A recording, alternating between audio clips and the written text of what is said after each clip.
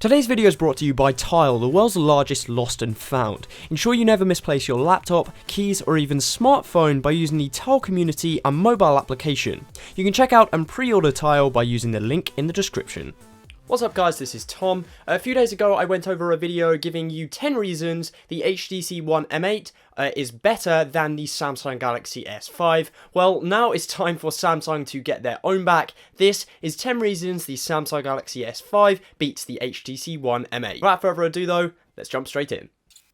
Number 1, we'll start off with the most obvious here. The Samsung Galaxy S5 actually has a removable back. What does that mean? That means a removable and user replaceable battery.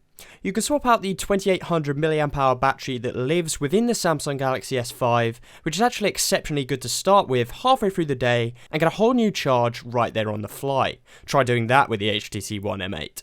The Samsung Galaxy S5 is IP67 certified. This means that the phone is dust resistant and water resistant for up to 30 minutes in a depth of 1.5 meters of water.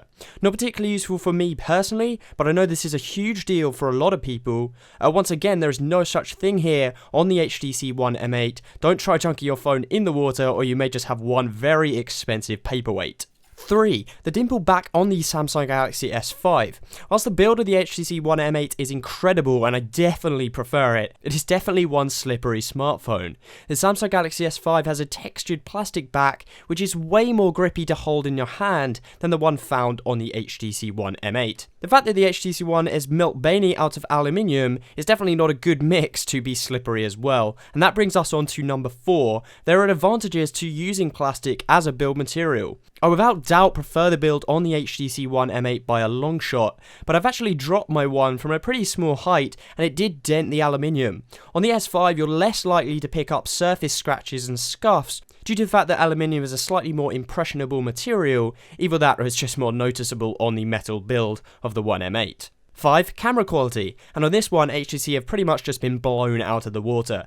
The Samsung Galaxy S5 has an incredible 16 megapixel sensor, taking pictures which just embarrass the 4 megapixel shots taken on the One M8. The One's camera is passable, but Samsung's camera has taken it in line with cameras like the iPhone 5S's, and even coming closer to the Nokia Lumia line. Colours are vibrant, accurate, and a huge amount of detail is retained if you want to crop and play around with images. It's just all in all a good time. It just doesn't bode well in this section when the camera on the HTC One M8 is definitely one of the worst things about what is a great phone. 6. Leading on from the camera, we have to talk about the fact that the Samsung Galaxy S5 shoots full 4K video at 30 frames per second versus a standard 1080p on the HTC One M8. This isn't a 4K demo here purely just because my internet would go through cardiac arrest if I actually tried to upload that many pixels, but I'll link a few samples for you to go and check out in the description of this video if you're curious. Number 7, after talking about all that 4K video, you need a way to get it off your phone, right? Samsung has incorporated USB 3.0 onto the Samsung Galaxy S5, meaning you can transfer files, data to and from your phone faster than with traditional USB, and it will actually charge up your device faster too. As you can see on the HTC One M8, there's just standard old micro USB. 8. Onto the display. The display on the HTC One isn't bad, far from it, it is fantastic.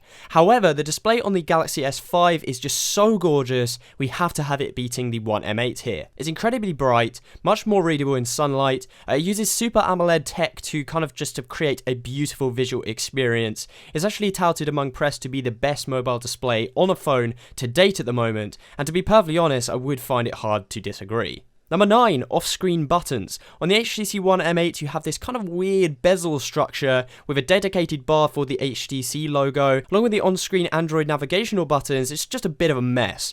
On the 5S however, you just have 2 off-screen capacitive buttons next to a physical home button, and this adds extra screen real estate. In my opinion, it makes for a better overall experience than having constantly there Android buttons along with this weird bezel. Finally, 10. Whilst I like to keep my phone as a phone, one software feature I've actually really been enjoying using is multi-window on the Samsung Galaxy S5. This incorporates the traditional desktop operating system idea of being able to open 2 or more windows at the same time on your screen. Whilst the idea is a little bit less developed on a smaller screen like a smartphone, it is pretty cool that you can be, for example, writing an email whilst watching a YouTube video or something similar. And you guessed it, there's nothing like it on the HTC One M8. There we have it, 10 reasons the Samsung Galaxy Galaxy S5 is better than the HTC One M8. Be sure to check out the other version with the HTC One M8 getting its time to shine. Check out a few of my other recent videos down below in the description. Whilst you're down there, feel free to drop this video a like if you did enjoy it, maybe subscribe if you'd like to see more stuff like this, and I'll catch you next time.